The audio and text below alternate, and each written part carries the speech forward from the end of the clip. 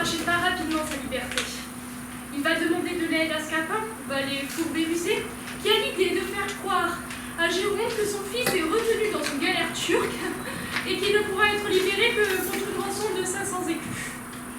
Géronte va-t-il accepter?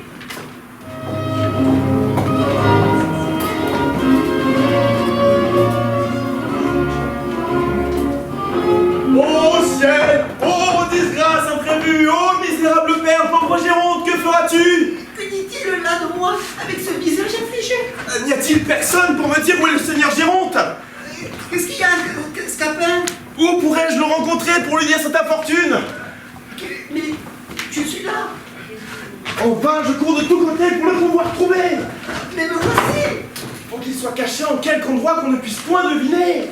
Oh là, es-tu aveugle que tu ne me vois pas? Ah, monsieur, il n'y a pas moyen de vous rencontrer. Il y a 1 heure que je suis devant toi. Qu'est-ce que c'est donc qu'il y a? Monsieur, Quoi? monsieur, votre fils Eh bien, mon fils. est tombé dans une disgrâce la plus étrange du monde! Et quel? Je l'ai trouvé tantôt tout triste d'un je ne sais quoi que vous lui avez dit, et vous l'avez mêlé assez mal à propos. Et cherchant à divertir cette tristesse, nous sommes allés promener sur le port. Là, entre autres plusieurs choses, nous avons arrêté nos yeux sur une galère turque assez bien équipée. Un jeune turc de bonne mine nous a invité d'y entrer et nous a présenté la main. Nous y avons passé, il nous a fait 1000 civilités, nous a donné la collation, nous avons mangé les fruits les plus excellents qui se puissent voir, et bu du vin que nous avons trouvé le meilleur du monde. Qu'y a-t-il de si affligeant à cela? Attendez, monsieur, nous y voici. Pendant que nous mangions, il a fait mettre la galère en mer, et se voyant éloigné du port, il m'a fait mettre dans un esquif et m'envoie vous dire que si vous ne faites pas passer par moi tout à l'heure 500 écus, il va nous envoyer votre fils en Alger. Comment, diantre? 500 écus? Oui, monsieur, et il ne m'a donné pour cela que 2 heures. Ah, le pendard de Turc m'assassine de la façon. C'est à vous, monsieur, d'aviser promptement au moyen de sauver des fers un fils que vous aimez avec tant de tendresse. Que diable est-il fait dans cette galère? Il ne songeait pas à ce qui est arrivé. Va-t'en, Scapin. Va-t'en dire à ce Turc que je vais envoyer la justice après lui. La justice en pleine mer? Vous moquez-vous des gens? Que diable est-il fait dans cette galère? Une méchante destinée conduit quelquefois les personnes. Il faut, Scapin, que tu fasses ici l'action d'un serviteur fidèle.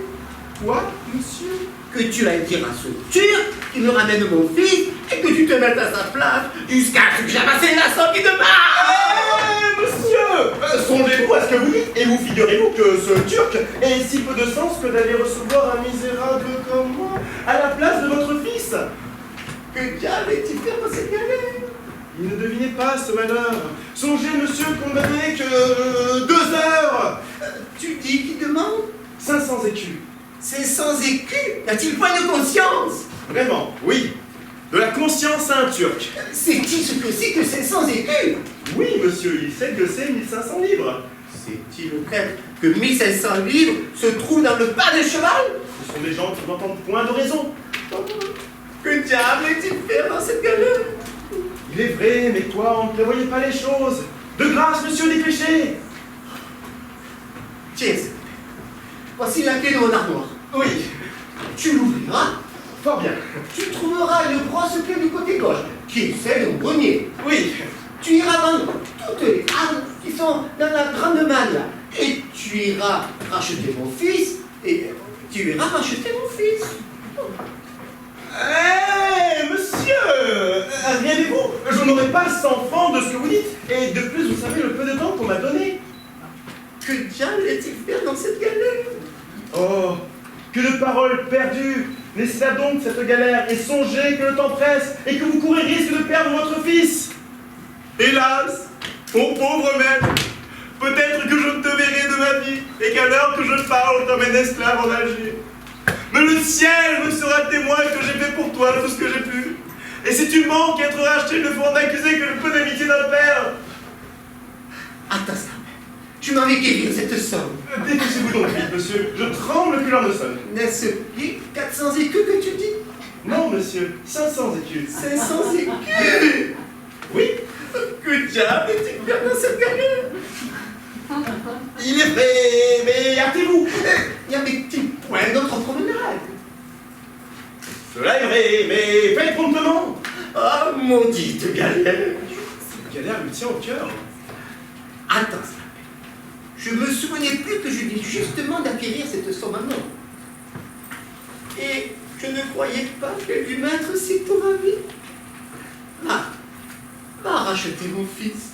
Oui. Mais j'ai bien sûr que c'est un scélérat, Oui.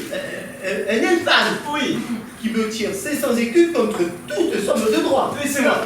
Que je ne lui donne ni à la mort, ni à la vie. Fort bien. Et que si jamais je la crame, je serai me manger de lui. Oui. Va racheter mon fils.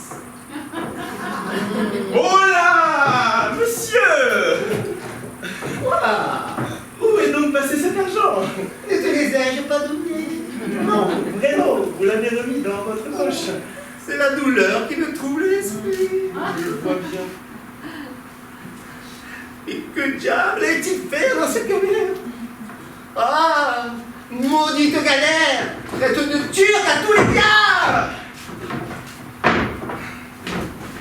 Il ne peut digérer les 500 écus que je lui arrache, mais il n'est pas quitte envers moi, et je veux qu'il me paie en une autre monnaie l'imposture qu'il m'a faite auprès de son fils.